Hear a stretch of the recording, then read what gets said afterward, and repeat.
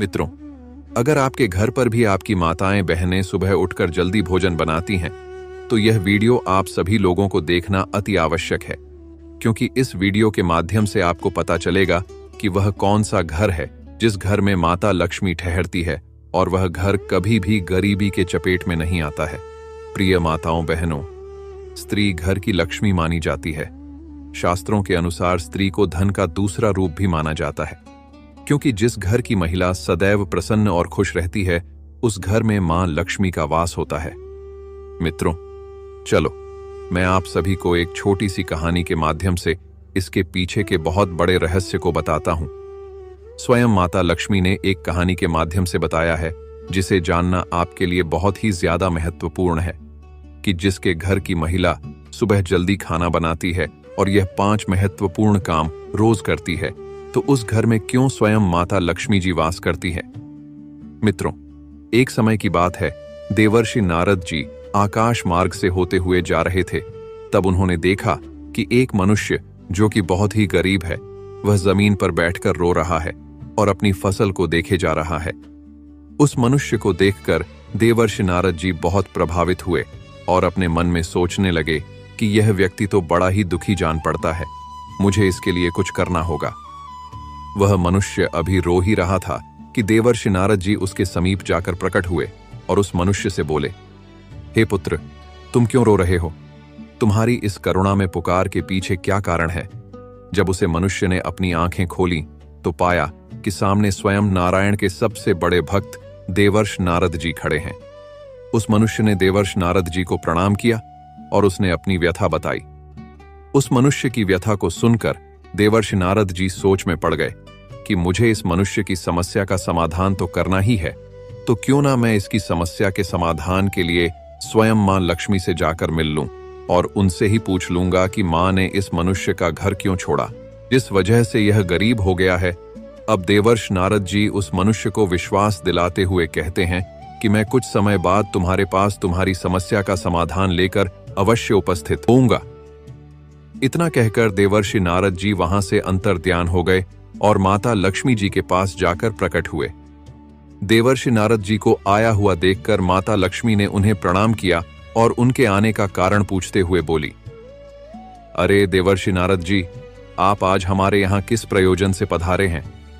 तब देवर्षि नारद जी ने माता को प्रणाम करते हुए कहा कि हे माते, आज जब मैं आकाश मार्ग में विचरण कर रहा था, तब मैंने देखा कि एक मनुष्य अपने खेत में बैठकर विलाप कर रहा है। वह मनुष्य बहुत जोर जोर से रो रहा था। उसका ऐसा रोना मुझे देखा नहीं गया। मैं उसके पास जाकर प्रकट हुआ और उससे पूछा कि हे पुत्र, तुम क्यों रो रहे हो? तब उसने मुझे बताया कि हे प्रभु, पिछले ही महीने मेरी पत्नी का निधन हो गया है। मेरी एक पुत्री है, वही मुझे खाना बनाकर खिलाती है, लेकिन मेरी पत्नी के मरने के बाद मैं दिन ब दिन गरीब होता जा रहा हूं।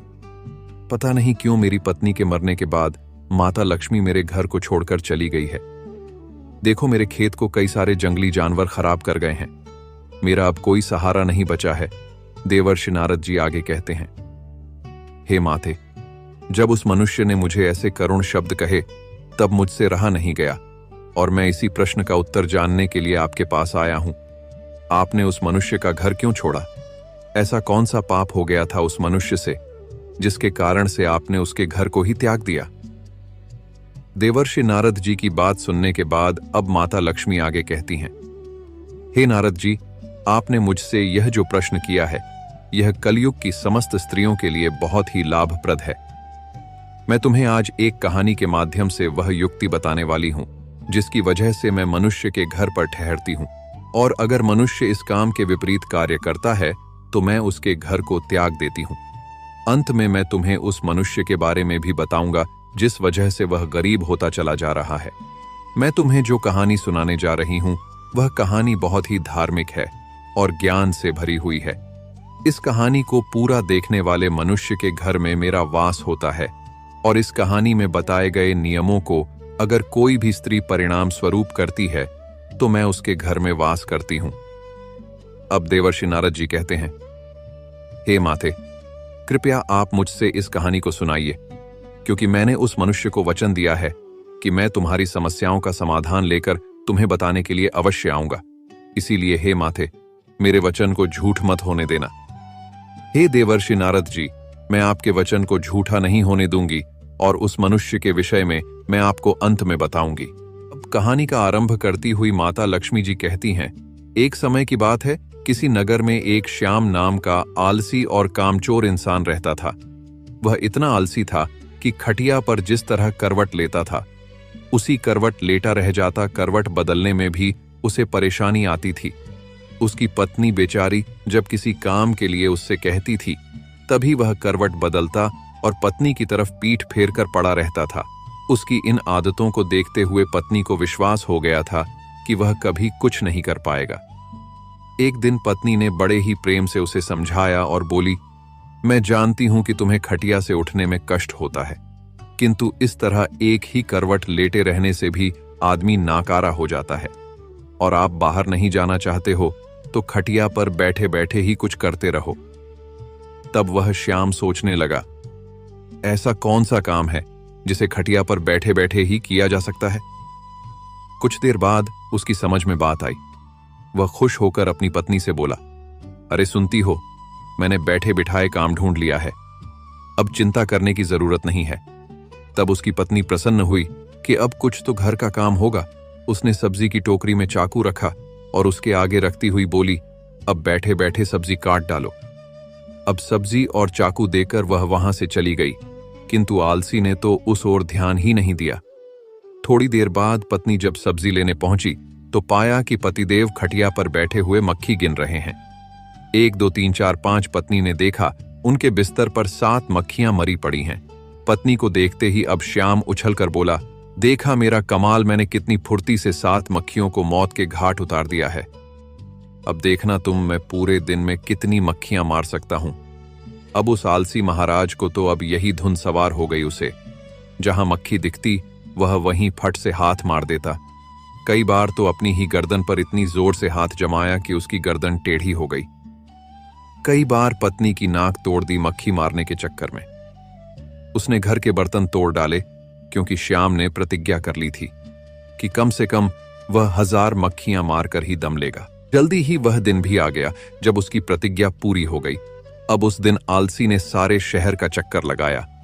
कंधे पर बांस का एक मजबूत डंडा रखा और खुशी से उछलता कूदता अपनी बहादुरी का बखान करता जा रहा था और चिल्लाता जा रहा था कि आज हजारों को मौत के घाट उतार आया हूं। यह सुनकर सभी लोग भयभीत हो गए। उन सभी को लगा कि उसने हजारों शैतानों को मार दिया है जो पास के जंगल में निवास करते थे। अब यह बात सारे शहर में हवा की तरह बहुत तेजी से फैलने गई कि उसने हजारों को मौत के घाट उतार दिया है। लोगों ने उसका नाम हजार मारी रख दिया। आलसी महोदय जिस जगह सड़क या गली से गुजरते थे, वहीं लोगों की भीड़ उसके चारों तरफ आ जाती थी। सभी उस बहादुर को देखने के लिए बहुत उत्साहित थे, जिसने हजारों शैतानों को मौत के घाट उतारा है। धीरे धीरे हजार मारी सारे राज्य में प्रसिद्ध हो गया। कुछ दिनों बाद उस राज्य पर एक दूसरे राजा ने अचानक हमला बोल दिया। राजा के पास उस समय कोई अच्छा और कुशल सेनापति नहीं था। उसने दूतों को आदेश दिया कि वे तुरंत सारे राज्य में घूम कर देखें और जहां भी उन्हें सेनापति के योग्य कोई युवक दिखाई दे, उसे फौरन हमारे दरबार में हाजिर करें। आदेश पाते ही दूर जहां तहां शहरों में उसके सैनिक घूमने लगे। उन्हीं दिनों में हजार मारी का नाम सर्वत्र गूंज रहा था। दूतों ने जब हजार मारी का नाम सुना तो वे उसके घर जा पहुंचे। राजा के दूतों को अपने घर पर आया हुआ देखकर हजार मारी भय से कांपने लगा। वह घर के अंदर एक अंधेरे कोने में छुपकर बैठ गया। उन सभी सैनिक ने पत्नी से बातचीत होने पर मालूम हुआ कि राजा ऐसे बहादुर को अपना सेनापति बनाना चाहते हैं जिसने हजारों दैत्यों को मारा हो, इसीलिए तुम उसे जल्दी हमारे साथ भेज दो। पत्नी को लगा जैसे वह कोई सपना देख रही है। अपने पति की असलियत को वह जानती ही थी। अब वह सोचने लगी, काश ऐसा हो सकता। किसी तरह राजा के दूत हजार मारी को अपने साथ लेकर राजा के दरबार में पहुंचे। उस लंबे तगड़े और बलवान नौजवान को जब राजा ने अपने सामने खड़ा देखा तो वह मन ही मन बहुत प्रसन्न हुआ और पूछा, तुम्हारा ही नाम हजार मारी है? आलसी बोला, जी हुजूर, मुझे ही हजार मारी कहते हैं। राजा बोला, तुम्हारी बहादुरी के चर्चे हमने बहुत सुने हैं। हम चाहते हैं कि शत्रु के साथ हो रहे इस युद्ध में तुम हमारी सेना का संचालन करो।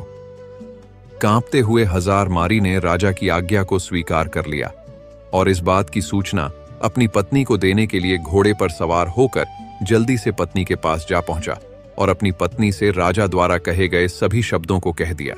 यह सुनकर पत्नी की खुशी का ठिकाना न रहा, परंतु उसने सोचा, हजारमारी सेनापति तो बन गया है, लेकिन वह शत्रु की सेना का मुकाबला कैसे करेगा? कहीं यह डरपोक आदमी युद्ध के मैदान में घोड़े से उतरकर दुम दबाकर भाग आया तो राजा इसे जीवित नहीं छोड़ेंगे। उसने एक मजबूत रस्सी से हजारमारी को घोड़े से बांधना शुरू किया। हजारमारी ने पूछा, यह क्या कर रही हो? हजारमारी की पत्नी ने जवाब दिया कि मैं आपको घोड़े के साथ बांध रही हूं। तब हजारमारी ने पूछा कि ऐसा किस लिए कर रही हो? तब पत्नी ने जवाब दिया कि मैं आपको घोड़े से इसलिए बांध रही हूं कि कहीं आप लड़ाई के लिए उतावले होकर घोड़े से कूद ना पड़े और आप पैदल ही ना लड़ने लगे। पत्नी के इतना कहने के बाद हजारमारी फिर से राजा के महल में चल दिया। वापस लौटने पर भरे दरबार में जब लोगों ने हजारमारी को घोड़े से बंधा हुआ पाया तो उनका उत्साह और भी बढ़ गया। उन्होंने सोचा, ऐसा वीर सेनापति दूसरा और कौन हो सकता है? तब सेना युद्ध के लिए तैयार थी।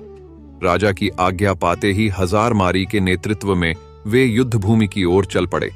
शत्रु की सेना को जब मालूम हुआ कि एक बड़ी फौज के साथ हजारमारी मुकाबला करने चल पड़ा है तो उनके योद्धाओं का मनोबल टूट गया, क्योंकि उन्होंने सुन रखा था कि हजारमारी अकेला ही हजारों को मार गिराता है। यह नाम सुनते ही बड़े बड़े योद्धाओं के होश उड़ गए। उन्हें साक्षात अपनी मृत्यु नजर आने लगी। उधर हजारमारी की सेना का उत्साह आसमान को छू रहा था। मैदान पर पहुंचते ही वे शत्रु की सेना पर टूट पड़े। दोनों सेनाओं के बीच घमासान युद्ध होते देख हजारमारी अपने घोड़े के साथ एक घने जंगल में जाकर छिप गया, किंतु उसकी सेना ने शत्रुओं को सांस न लेने दिया। वह शत्रु का मुकाबला करती हुई उसे खदेड़ ले गई और अपने राज्य से निकाल बाहर कर दिया। शत्रु पर विजय पाने के बाद अपने सेनापति की जय जय कार्य करते हुए जब सैनिक वापस लौटने लगे तो हजारमारी भी उस घने जंगल से निकलकर उनके बीच में शामिल हो गया। वापस लौटने के बाद नगर में धूमधाम से विजय उत्सव मनाया गया। हजारमारी की वीरता पर राजा प्रसन्न हो उठे। उन्होंने हजारमारी के पास जाकर कहा कि मेरे बहादुर सेनापति, हमें तुम पर गर्व है। तुम्हारी अद्वितीय वीरता के कारण हमें विजय प्राप्त हुई है। इसके लिए पुरस्कार स्वरूप हम तुम्हें 1000 स्वर्ण मुद्राएं देते हैं। साथ ही हमेशा के लिए तुमको हम अपनी सेना का प्रधान सेनापति नियुक्त करते हैं। ये घोषणा सुनकर हजारमारी बहुत प्रसन्न हुआ और मन ही मन अपने भाग्य को सराहने लगा। इसके बाद राजा ने पूछा कि बहादुर सेनापति हजारमारी जी, आप हमें यह बताइए कि आप इतना बहादुरी भरा काम इतनी आसानी से कैसे कर लिए? तब हजारमारी ने बड़े ही गर्व के साथ जवाब देते हुए कहा कि हे राजन, यह जो कुछ भी हुआ है यह सब मेरी समझदार और बहादुर पत्नी की वजह से हुआ है। इसमें एक बहुत ही गुप्त राज्य छिपा हुआ है जिसे मैं आपको अकेले में राजमहल से बाहर अपने घर पर ही बताना चाहूंगा। राजा ने पूछा कि सेनापति हजारमारी, यह बताओ कि तुम यहां वह गुप्त बात क्यों नहीं बता सकते हो?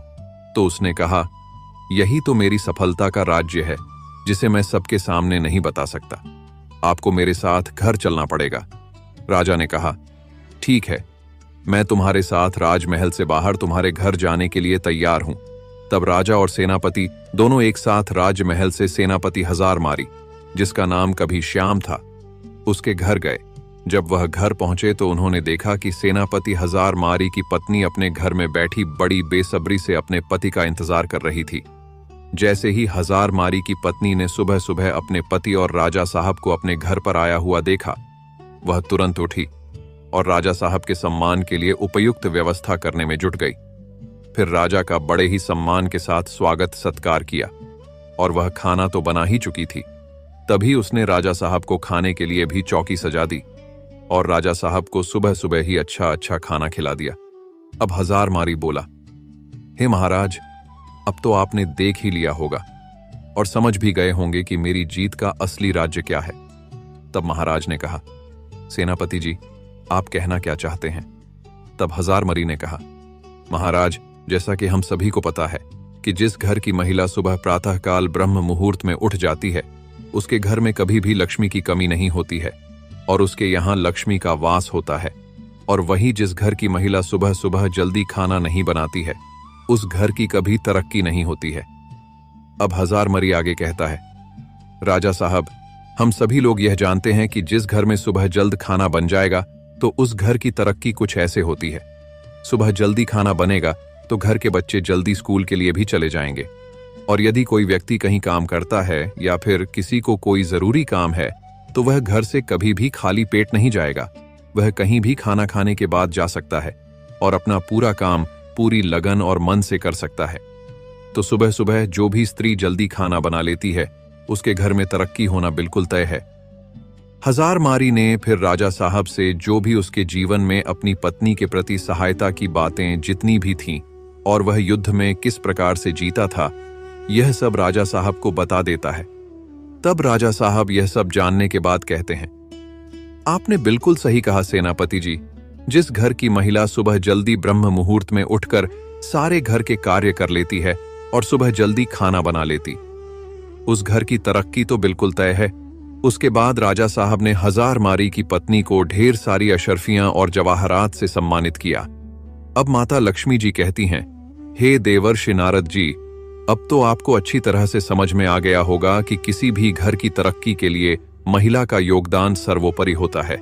और कहते हैं ना कि किसी भी कामयाब व्यक्ति के पीछे किसी महिला का हाथ जरूर होता है, और घर की महिला यदि चाहे तो घर को स्वर्ग बना सकती है और चाहे तो नर्क। हे देवर्षि नारद जी, अब मैं तुम्हें बताती हूं कि उस मनुष्य के घर पर गरीबी क्यों पसारी हुई है और मैंने उसके के घर से प्रस्थान क्यों किया है।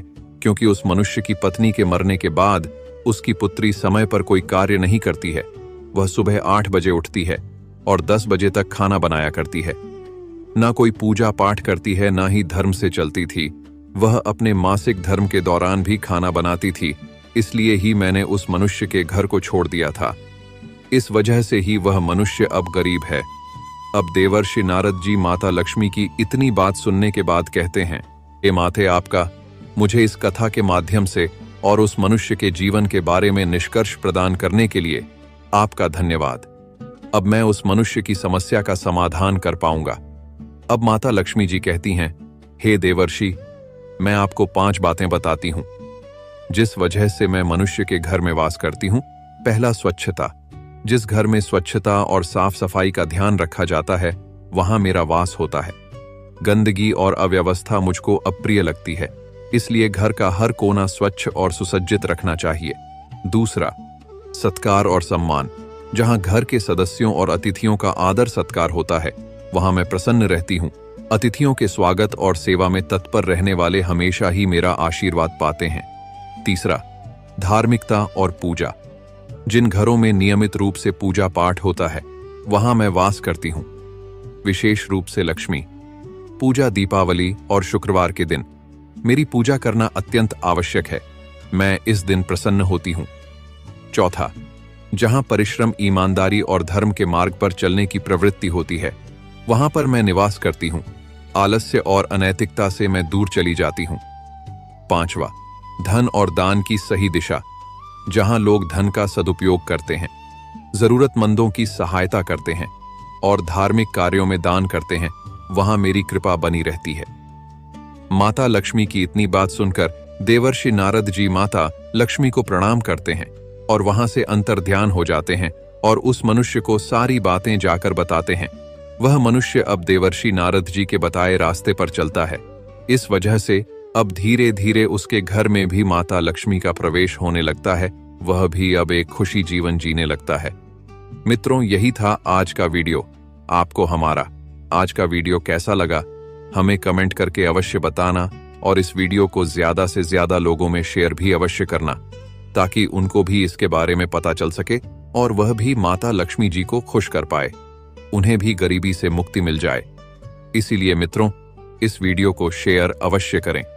बाकी मित्रों, आप सभी का वीडियो को यहां तक देखने के लिए दिल से धन्यवाद।